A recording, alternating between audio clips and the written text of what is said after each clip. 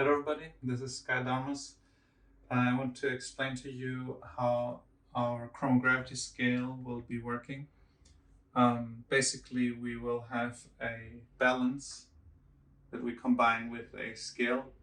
And right now we only have a high precision balance, which measures mass.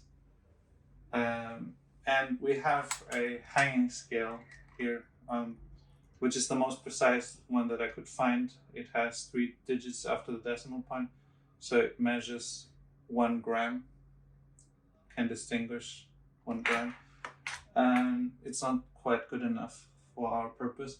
So we have to build a high precision scale ourselves. It sounds crazy, but there is no such thing as a high precision scale. All the high precision scales are really balances. So this is an analytical balance. And if you imagine that this was a scale, which it isn't, then you would measure this beryllium cube here, and you had a certain weight, and on the other one it would be lighter, slightly lighter, ever so slightly. And the exact ratio between the two would tell you what the material is. So you would have one display which doesn't show you weight, but it shows you the material. It would display a gravitational constant and then show you which materials have this gravitational constant. In our last update video, we showed an outdoor freefall experiment using boron and silicon.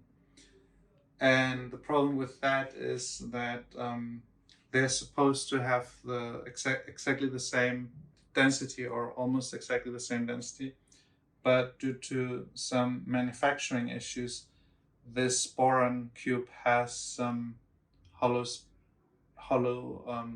spaces in it, as the producer told me, and I didn't check. I just assumed that they have exactly the same mass.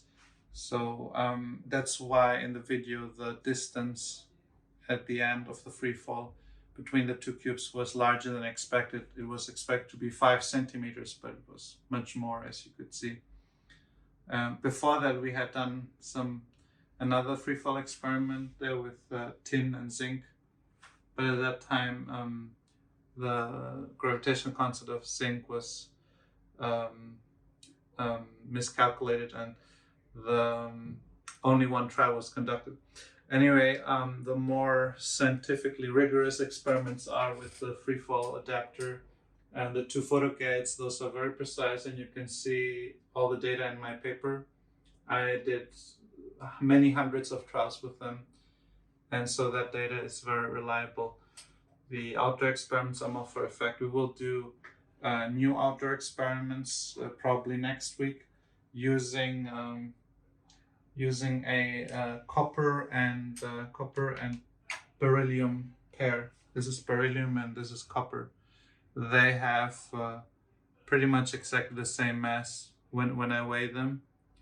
So it's better to directly weigh the cubes instead of to just rely on the densities, on the official densities of the materials.